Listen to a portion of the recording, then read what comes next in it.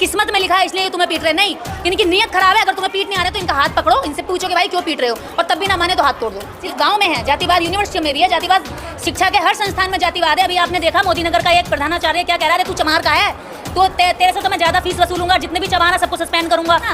कि उस संविधान को, उस कानून को लागू करने वाले लोग संविधान के प्रति ईमानदार होने चाहिए, लेकिन सिस्टम में जो लोग बैठे हैं वो संविधान विरोधी लोग बैठे हैं। इस देश के अंदर जो सत्ता में बैठे हैं वो संविधान से नफरत करने वाले लोग बैठे हैं, दलितों से नफरत करने वाले लोग बैठे हैं, महिला विरोधी लोग बैठे हैं। बिकाऊ समाज ही बिकाऊ नेता तैयार करता है, तो बिकाऊ नेता कहाँ से तैयार हो रहे हैं भैया? कहीं आसमान से टपक के थोड़ी आ रहे हैं, हम वोट देकर के इनको तैयार कर रहे हैं। तो जैसा नेता तैयार करेंगे वैसी इस देश के अंदर सरकार चलेगी, जैसी सरकार होगी वैसा वो सिस्टम चलाएगी, और जैसे सिस्टम चलेगा वैसा जनता पे लागू होगा, तो जनता कहाँ भाग के जाएगी। तो इसलिए पढ़ा रहे हैं ताकि लोग ये ना भूल जाएं कि दलित को पैरों में रखना, शूद्र को पैरों में रखना। मैं शर्म भेजती हूँ मैं ओबीसी के लोगों को, शूद्रों को, उन शूद्रों को, उन ओबीसी के लोगों को जो खुद को जाट कह के सीने पे लिखवा रहे हैं मैं हिंदू की रक्षा करूंगा, और जो गुजर है वो लिख रहा है मैं हिंदू धर्म का रक्षक हूँ। अबे पहले ये बता दे तू कौन सी श्रेणी में आता है मेरे भाई?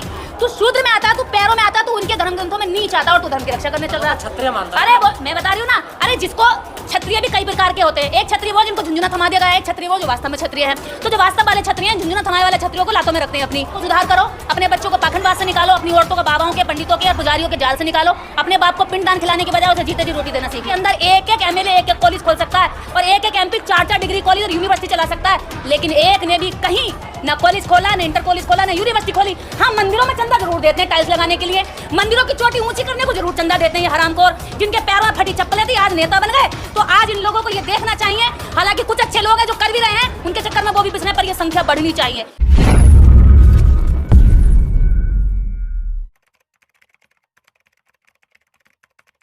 लोगों का तो मारने का काम है, हमारे तो किस्मत में लिखा हुआ है ये पिटना, इनकी मार खाना, इनकी गाली खाना।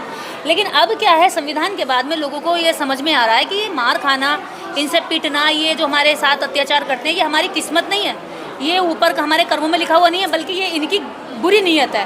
तो अब जो लोग हमारे लोग प्रतिक्रिया कर रहे हैं उनकी क्रिया पर, तो ये चीज़ें फिर ऊपर से सोशल मीडिया है, तो सोशल मीडिया के माध्यम से पूरे राष्ट्र भर की अलग अलग देशों की, अलग अलग देश के कोने की खबरें हमारे तक आ जाती हैं। तो ये सोशल मीडिया की वजह से आज घटनाएं पता चल रही हैं, ना तो पहले इससे ज़्यादा घटनाएं होती थी, और ये जो घटनाएं पता चल रही हैं, यही घटनाएं आज अन्य घटनाओं को रोकने के काम आएंगी, क्योंकि इसी से लोगों को दहाड़े गोली मार दी जा रही है, दिन दहाड़े काट दिया जा रहा है, तो डर नहीं है कानून का? आपको पता है मिर्चपुर कांड, ना जाने हमारे गोहाना कांड, हमारे यहाँ एक गमा कांड हुआ था, 5 लोगों को मार करके जमीन में दफना दिया था, हम लोगों ने धरना दिया था, तब उनके कंकाल निकाले थे 17 दिन बाद। तो ये ऐसी घटनाएं चलती आ रही है। मैं जो अभी बता रही हूँ गमा कांड की, ये लगभग आज से 9 से 10 साल पुरानी घटना है। तो ऐसी स्थिति इस भारत के अंदर दलितों पर अत्याचार की घटनाएं ये नई नई चली आ रही हैं, लेकिन अब लोगों को इसके बदले आवाज़ उठाने की हिम्मत आ गई है। पहले डरते थे, घबराते थे, अब उनका डर निकल रहा है। तो अब मैं ये कहती हूँ हमारे लोगों को कि तुम ये मत सोचो कि तुम्हारे किस्मत में लिखा है इसलिए तुम्हें पीट रहे, नहीं, इनकी नीयत खराब है। अगर तुम्हें पीट नहीं आ रहा तो इनका हाथ पकड़ो, इनसे पूछो कि भाई क्यों पीट रहे हो, और तब भी ना माने तो हाथ तोड़ दो। ये कानून तुम्हें इसकी इजाज़त देता है, सेल्फ सुरक्षा की बात कर रहे हैं। अब तो दीवारों पे लिखा जा रहा है कि चमारो भारत छोड़ो। अरे भाई, चमार अपना गांव ना छोड़े, भारत तो कैसे छोड़ेगा? चमार अपने गांव से इतना प्यार करे, भारत से तो बहुत प्यार करता है वो। दिल्ली यूनिवर्सिटी में लिखा जा रहा है, तमाम यूनिवर्सिटियों में कि मनुस्मृति पढ़ाई जाएगी, और चमारो भारत छोड़ो। यूनिवर्सिटी में, बड़े बड़े यूनिवर्सिटी में, जो सेंट्रल दिल्ली है वहाँ जातिवाद के यूनिवर्सिटी में नहीं है क्या? जातिवाद सिर्फ गांव में है, जातिवाद यूनिवर्सिटियों में भी है, जातिवाद शिक्षा के हर संस्थान में जातिवाद है। अभी आपने देखा मोदी नगर का एक प्रधानाचार्य क्या कह रहा है, तू चमार का है तो तेरे से तो मैं ज़्यादा फीस वसूलूंगा, जितने भी चमार है सबको सस्पेंड करूंगा, सबसे ज़्यादा फीस वसूलूंगा। उसके ऊपर हुई ना कार्रवाई, सस्पेंड, उसका स्कूल की मान्यता भी रद्द कर दी गई है। तो संविधान सबको एक ही तरीके से नज़र से देखता है, सबका एक तरीके से इलाज करता है। तो संविधान कानून इनका इलाज करने के लिए तैयार है, बस ज़रूरत है कि उसमें लागू करने वाले लोग ईमानदार होने चाहिए। इलाज करने के लिए तैयार है संविधान, सबका इलाज कर रहा है। मैं अगर अपराध करूंगी तो मेरा भी इलाज संविधान सही तरीके से करेगा। खुले घूम रहे हैं। मैंने कहा ना, मेरी आखिरी लाइन सुनिए ना, कि उस संविधान को, उस कानून को लागू करने वाले लोग संविधान के प्रति ईमानदार होने चाहिए, लेकिन सिस्टम में जो लोग बैठे हैं वो संविधान विरोधी लोग बैठे हैं। इस देश के अंदर जो सत्ता में बैठे हैं वो संविधान से नफरत करने वाले लोग बैठे हैं, दलितों से नफरत करने वाले लोग बैठे हैं, महिला विरोधी लोग बैठे हैं, महिलाओं का एब्यूज़ करने वाले लोग बैठे हैं। तो कैसे न्याय मिलेगा? ज़रूरत है कि देश की जनता को ऐसे लोगों को हटा करके सत्ता में अच्छे लोगों को, संविधान के रक्षकों को बिठाना चाहिए। संविधान और महिला और जो देश की हर आवाम जो गरीब के लिए भी काम करें, ऐसे लोगों को चुनना चाहिए। पहले तो जनता को अपना टेस्ट समझना चाहिए, क्योंकि जनता भी ऐसे लोगों को नेता मानती है जिसकी मूछें चौड़ी हों, जिसके पीछे 15-20 गुंडे चल रहे हों, जिसके आगे पीछे 10-15 गाड़ी हों, जो अल्लाह वल्लाह कुछ भी बोलता हो, जिसके आगे पीछे कोई तमीज़ की बात ना हो, जिसमें ज्ञान की कोई कमी, मतलब ज्ञान रत्ती भरना हो और वाहियात बातों की कोई कमी ना हो। तो ऐसे लोगों को जब तक समाज जो है अपना नेता मानता रहेगा, तब तक ये समाज बर्बाद होता रहेगा। जब इंटेलेक्चुअल व्यक्ति, जब समाज की असली मुद्दों की लड़ाई लड़ने वाला समाज के बीच में जाता, ग्राउंड पे जाता, तो समाज उनको हरा देता है। जब उनको हराता है तो कई अच्छे लोगों का मनोबल टूटता है। तो पहले समाज को अपना टेस्ट बदलना होगा। जब नागरिक, मान्यवर काशीराम साहब एक बात कहते थे कि बिकाऊ समाज ही बिकाऊ नेता तैयार करता है। तो बिकाऊ नेता कहाँ से तैयार हो रहे हैं भैया? ये कहीं आसमान से टपक के थोड़ी आ रहा है, हम वोट दे करके इनको तैयार कर रहे हैं। तो जैसा नेता तैयार करेंगे वैसी इस देश के अंदर सरकार चलेगी, जैसी सरकार होगी वैसा वो सिस्टम चलाएगी, और जैसे सिस्टम चलेगा वैसा जनता पे लागू होगा। तो जनता कहाँ भाग के जाएगी? कहीं जा ही नहीं सकती। दलितों को कीड़ा मकोड़ा समझा जाता है क्या? देखिए, दलित तो इनके धर्म ग्रंथों में हमेशा कीड़ा मकोड़ा रहा है। मैं आप बता दूं, संविधान तो इन्हें इजाज़त भी देता है सब तरह से बोलने की, मेरे जैसे लोगों को मीडिया में आने की, अपनी बात गांव देहात कहीं भी रखने की, मंचों पर खड़े होने की, सम्मान देने की।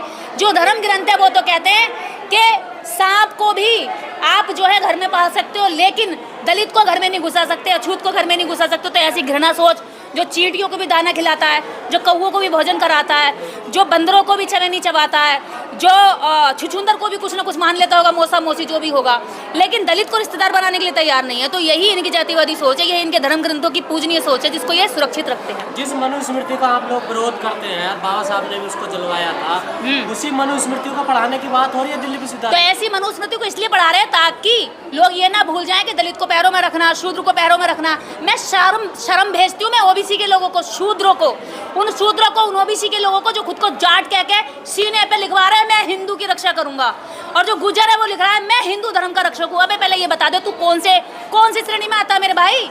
तू शूद्र में आता है, तू पैरों में आता है, तू उनके धर्म ग्रंथों में नीच आता है, और तू धर्म की रक्षा करने चल रहा है। क्षत्रिय मानता है। अरे वो मैं बता रही हूँ ना, अरे जिसको क्षत्रिय भी कई प्रकार के होते हैं। एक क्षत्रिय वो जिनको झुंझुना थमा दिया गया है, एक क्षत्रिय वो जो वास्तव में क्षत्रिय हैं। तो जो वास्तव वाले क्षत्रिय हैं, झुंझुना थमाए वाले क्षत्रियों को लातों में रखते हैं अपनी।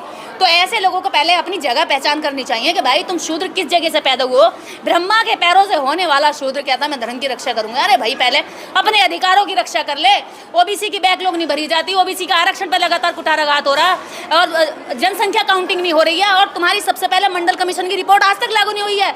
EWS 48 घंटे के अंदर ब्राह्मण को चुटियाधारी को मिल जाता है। देखिए इस देश का चमत्कार, देखिए जातिवादी चमत्कार। और मंडल कमीशन 20 साल से अधिक इस देश के अंदर लटका पड़ा है, ओबीसी इसको लागू नहीं करवा पा रहा। तो ये सोच देखो ना कि भैया तुम्हारा कहाँ छिन रहा, क्या नहीं छिन रहा। धर्म बचा लियो, बाद में मैं कह रही हूँ, लेकिन पहले खुद को तो बचा लो, बच्चों को बचा लो, शिक्षा को बचा लो, अपने रोजगार को बचा लो, अपने अधिकारों को बचा लो।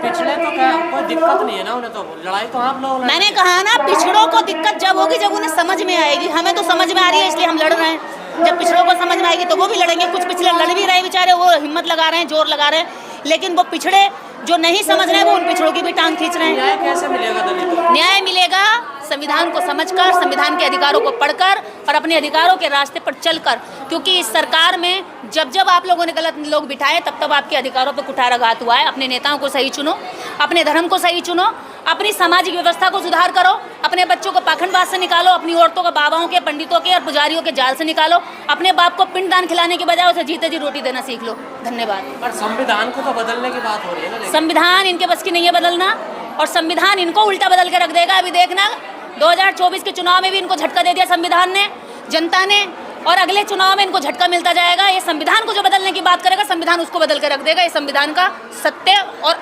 अटूट वचन है। जिन लोगों ने संविधान के नाम पर वोट मांगा था वो आप नहीं बोल रहे हैं जब दलितों पर अत्याचार हो रहा। भाई देखिए, संविधान ऐसी चीज़ है, बाबा साहब एक ऐसी ब्रांड बन गए हैं जिनका तस्वीर लगा करके उनके दुश्मनों ने भी उनके लोगों से, उनकी जो समाज थी उससे वोट मांग लिया।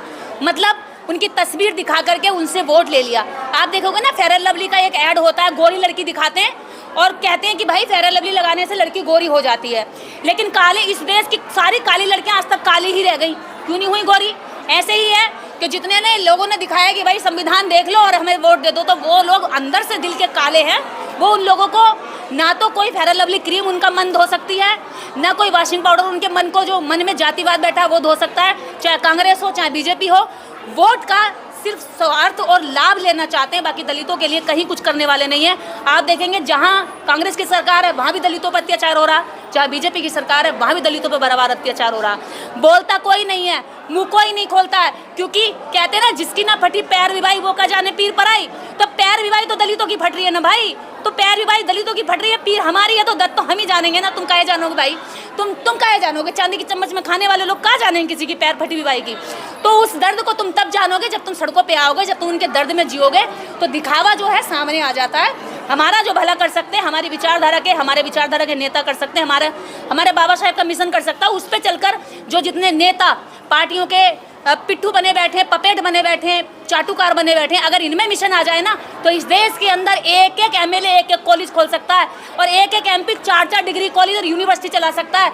लेकिन एक ने भी कहीं ना कॉलेज खोला, ना इंटर कॉलेज खोला, ना यूनिवर्सिटी खोली। हाँ, मंदिरों में चंदा जरूर देते हैं टाइल्स लगाने के लिए, मंदिरों की चोटी ऊंची करने को जरूर चंदा देते हैं ये हरामखोर, जिनके पैरों में फटी चप्पलें थी आज नेता बन गए।